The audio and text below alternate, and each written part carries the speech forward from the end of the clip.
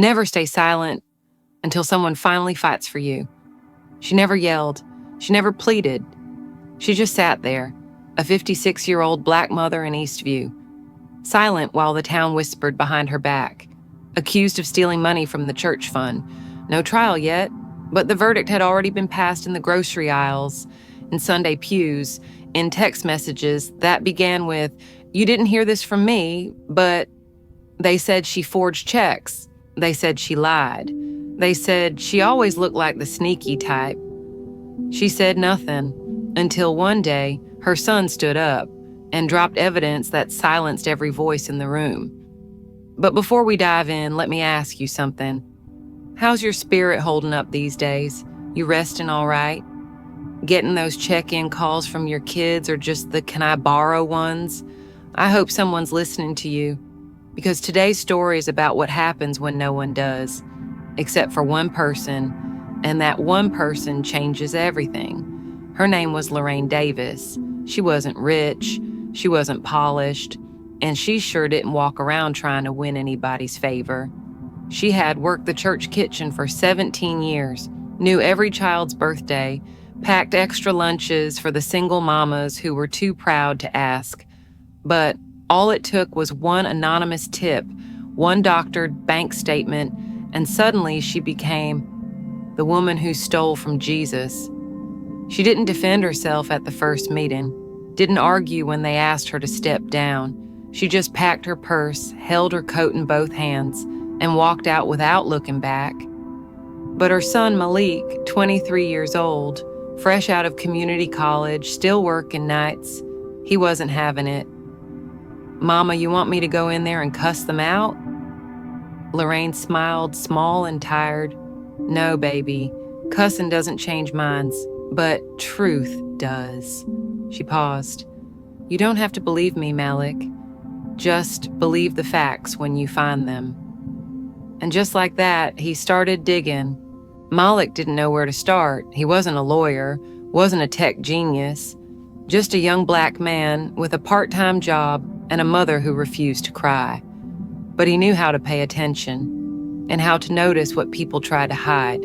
The official story said, Lorraine signed off on a $12,800 transfer. The church fund dropped. The money was never recovered. But something about the timing didn't sit right. Malik got a copy of the ledger from the church secretary, a woman who still liked Lorraine, even if she couldn't say it out loud. He stayed up all night cross-checking the dates, and at 3:41 a.m., he saw it. The signature on the approval form. It wasn't Lorraine's handwriting, it was neater, curvier. It looped the D in Davis, something his mother never did. He pulled up every old birthday card she ever gave him and compared the L, the O, the R, and it hit him. They forged it. The next day, he took the document to a retired notary who used to work for the city. She looked at it, then at him. "You're telling me they used this to accuse your mama?" He nodded. She leaned forward. "That ain't her signature, not even close." He scanned the bank transfer slip again. Something else jumped out. The recipient account, where the money went, had a strange routing number. So he called a friend from high school who now worked at a credit union. She looked it up and called him back an hour later. "Malik, that account doesn't belong to any church vendor. It's private, personal, under a name I probably shouldn't say over the phone. Text it to me." She did. Malik stared at it for 5 long seconds. The name belonged to one of the deacons who first accused his mother. "Now let me ask you, if you found proof your mother was framed, would you burn it all down to clear her name? Even if it meant going after the very people she once called brother in faith?" Malik didn't dress up for the church board meeting. He wore his old gray hoodie, the one his mama always said made him look too much like a headline. But he wasn't coming to impress. He was coming to shake the room. They were already seated when he walked in, 7 men and 2 women, all stiff-backed and stone-faced. Deacon Marcus, the one who spoke the loudest at the accusation meeting, saw Malik first. "This is a closed session, son," he said. Malik held up the bank slip. "This says otherwise." He walked to the front, dropped the folder on the table. "This is proof my mother didn't take a dime. The signature's forged. The account the money went to, it's personal, and it's yours, Deacon Marcus." A beat of silence, then Marcus laughed, the kind of laugh that tries to make truth feel silly. "Young man, you clearly don't understand how accounting works." Malik didn't blink. But I understand how fraud works." Someone tried to grab the papers. Malik pulled them back. "Don't touch that." An elder woman at the end of the table, Sister Hawthorne, spoke softly. "Is this true, Marcus?" He didn't answer, just adjusted his tie. That was enough. Malik stood tall. "I'm not asking you to apologize. I'm telling you, if this doesn't get corrected publicly, I'm going to the local press, to the police, to every person who ever dropped a dime in that offering plate." Outside, someone followed him to the parking lot. Not a board member, a younger man in a black coat. "You need to leave this alone," the man said. Malik turned slowly. "Or what?" The man smiled. "People who make trouble don't always make it home." He got in the car, locked the doors, called his mother. "Mama, we're in deeper than we thought." And she said only this: "I knew that when I didn't fight back, I was just waiting on someone who would." Now I ask you, what would you do if your name was the one they tried to bury, and your son became the shovel that unearthed the truth? Would you still stay silent, or would you stand beside him in the storm? The church was full that morning. Word had spread, not through the pulpit, but through whispers, parking lot glances, and text messages like, "She's coming today." Lorraine hadn't been inside that sanctuary in 5 months. She wore navy blue, no jewelry, just her wedding band. She walked in on her own, no apology, no escort. She sat in the third pew, head high. When Pastor Franklin asked for reflections from the congregation, Lorraine stood. For the first time in weeks, the sanctuary went completely still. She didn't speak from the pulpit. She didn't need to. Her voice carried without a microphone. "I was raised not to beg liars to tell the truth. I was taught to live in a way that truth would recognize me even when others didn't." She paused. "My name was dragged without a trial. My faith questioned without a prayer. My son, the only one who asked why instead of how could she, found what grown men with titles could not." She looked directly at Deacon Marcus. "I forgive you, but don't mistake forgiveness for forgetfulness. What you tried to take from me, I gave to God before you were even trusted with a key to this church." People didn't clap, they stood. Some bowed their heads, some covered their faces. Deacon Marcus didn't move, and when she walked out, she didn't look back. Malik waited outside. "You okay, Mama?" She exhaled. "I've been more than okay. Y'all just finally caught up." "Let me ask you this.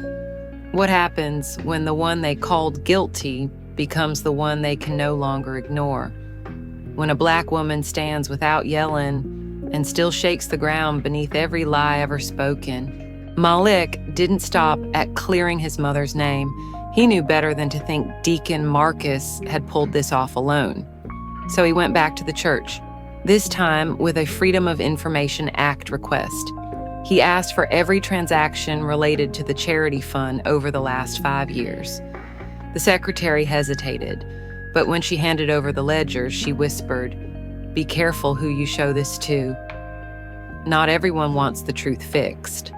Malik took it all home, page after page, ink fading with time. But the math didn't lie. Monthly deposits, quiet withdrawals, checks made out to companies that didn't exist. He traced one vendor address to an abandoned lot, another to a P.O. box registered under a fake name, and yet another to a city councilman who'd been praised for community outreach. He built a spreadsheet. Line by line, he followed the flow, and the picture that emerged? Over $93,000 siphoned through that account over 4 years, all signed off by 2 men, Deacon Marcus and Pastor Franklin. Malik sat there stunned. He had grown up calling that man Uncle Frank, the same man who baptized him, who prayed with him when his father died, who asked him to believe God was always watching. And now, he was the one counting stolen blessings in a private account. He printed the file, took it to the local newspaper, and before the editor could say anything, Malik said, "I'm not here to ruin the church. I'm here to save the people still sitting in it." The story ran 2 days later. Church scandal exposed. Fraud reaches the pulpit. By evening, the phone was ringing off the hook, and the same man who once told Lorraine she should be ashamed of herself was now asking if she'd consider running the church fund committee. "Let me ask you this. What would you do if your fight for justice revealed rot in the roots? Would you walk away? Or would you stay and replant something better from the ashes?" Lorraine wasn't surprised when her name was cleared in the eyes of the town. She wasn't even surprised when they offered her seat back at the committee table, but she was surprised by who didn't call. Her sister, Bernice. They had grown up in the same shotgun house, shared a bedroom until they were 21, split a single prom dress between 2 school years. But when the rumors started, Bernice didn't just go quiet. She sided with the whispers. "I mean, you never know," she'd said to a neighbor in the bakery. "Lorraine always kept things close. Who knows what she's capable of?" Those words stung more than the church vote because they came from a place that should have been safe. So one afternoon, Lorraine got in her car and drove the 9 minutes across town. She didn't call ahead, didn't ask permission. She knocked on the screen door and waited. Bernice opened it, surprised. "Lorraine, we need to talk." They sat in silence for almost 2 full minutes. Then Lorraine said, "When everybody else looked sideways at me, I looked for you. When they called me a thief, I waited for you to speak up. But all I heard was your silence, and your silence spoke loud enough to break my heart." Bernice shifted in her seat. "I didn't know what to think," she whispered. "You didn't have to know," Lorraine said. "You just had to remember who I was." They didn't hug. There were no tears, but Bernice said, "I'm sorry, I should have been louder." Lorraine nodded once. "I wasn't asking for your voice, but I needed your presence." And sometimes that's all it takes. Not a speech, not a defense, just someone standing beside you when the world decides not to. Let me ask you, have you ever been hurt by someone whose only crime was not showing up when you needed them most? And if they came back, would you let them in again? It started with a phone call from a national news producer. "We read your story in the Eastview Chronicle. Would you and your son be willing to sit down for an interview?" Malik hesitated. "Let me call my mother." Lorraine listened quietly, then asked, "Will it help someone else?" Malik nodded. "It could," she exhaled. "Then let's do it, but we don't perform." The interview aired the following Sunday. The headlines read, "Mother falsely accused. Son's evidence clears her name. From shame to strength. How one family uncovered church corruption." The video showed Lorraine sitting calm and upright, hands folded in her lap, telling the story the town once tried to silence. No drama, no vengeance, just truth. By Monday morning, the phone wouldn't stop ringing. Nonprofits wanted to partner. A university asked if Malik would speak to their social justice students. An activist group asked Lorraine to help train local churches on accountability and forgiveness, but not all attention is kind. Emails came, some full of praise, some not. "You should have kept this quiet. Black folks don't need more public mess. You let them paint the church as broken. You and your son just want to be famous." Lorraine closed her laptop. Malik looked at her. "You okay?" She smiled faintly. People think survival is about volume, but sometimes it's just about being able to look in the mirror and say, "I told the truth, even when it cost me." They declined 3 speaking offers, but accepted 1, a youth group in a small town 2 counties over. Malik stood in front of 30 teenagers, held up the forged document, and said, Don't ever let somebody tell you proof matters more than presence. My mama showed me both. Let me ask you, what would you do if your truth finally had a microphone? Would you shout it? Or would you speak it softly to the ones who really need to hear it most? It was a slow Tuesday afternoon. The sun spilled through the curtains, and Lorraine was folding laundry when the doorbell rang. She wasn't expecting anyone. When she opened the door, she nearly dropped the towel in her hand. Standing there, hat in hand, suit too tight, was Reverend Thomas, the former assistant pastor, the one who stood silent at the meeting when she was accused, the one who never said a word while her reputation burned. "I heard about what you and Malik did," he said. His voice was tight, like he'd rehearsed the words too many times. She didn't invite him in, just waited. "I came to say I was wrong," he finally whispered. Lorraine didn't speak, so he kept going. "I knew something wasn't right. I saw the paperwork before the vote, and I knew the signature didn't match, but I stayed quiet. I thought, if I didn't say anything, I couldn't be blamed." He looked at her, eyes heavy. "I was a coward, and I'm sorry." She looked at him for a long moment, then said, "You didn't just stay quiet. You left me to stand alone in a storm you knew was coming." He nodded. "I did." She could have yelled, could have slammed the door, but instead she said something he didn't expect. "I forgive you, but I won't forget. And I can't make you clean what you let get dirty. That's your journey." She handed him a towel from the basket. "Start with this, help me fold." They didn't speak again for a while, but they folded side by side. Sometimes redemption starts in silence, in small acts, in the folding of what was once torn apart. Let me ask you this. If the one who let you fall came back not to be praised, but to make it right, would you let them, even if it meant letting your heart reopen where it once sealed shut? The invitation came in a white envelope, hand-delivered by Sister Hawthorne. Lorraine didn't open it right away. She made tea first, sat at the kitchen table with the sun warm in her left shoulder, and then, with a breath, she tore it open. Inside, a single sentence. "The board would like to offer you leadership of the new Integrity and Finance Committee." No fancy titles, no long apologies, just a request. Malik came over that evening. "You gonna take it?" She smiled softly. "I don't know yet." That Sunday, she sat in the back pew for the first time in months. The church felt different, lighter, not because the liars were gone, but because people had learned to look at truth differently, to see it in quiet resistance, to hear it in voices that don't shout. During announcements, the new board chair stood up. "We are rebuilding, and we want to start with those we should have honored first." All eyes turned toward Lorraine, some nodding, some ashamed, all waiting.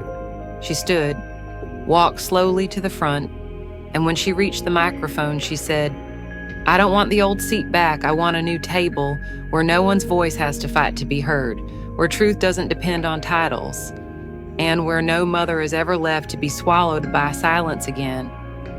There were no cheers, just something better, understanding. She turned to sit back down, but before she reached her pew, 3 women stood up.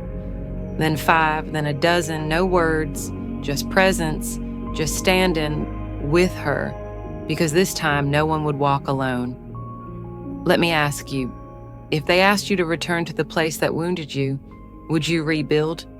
Or would you build somewhere new where no one else would have to heal the same way? 6 months later, Lorraine didn't just return to the church, she rebuilt part of it, literally.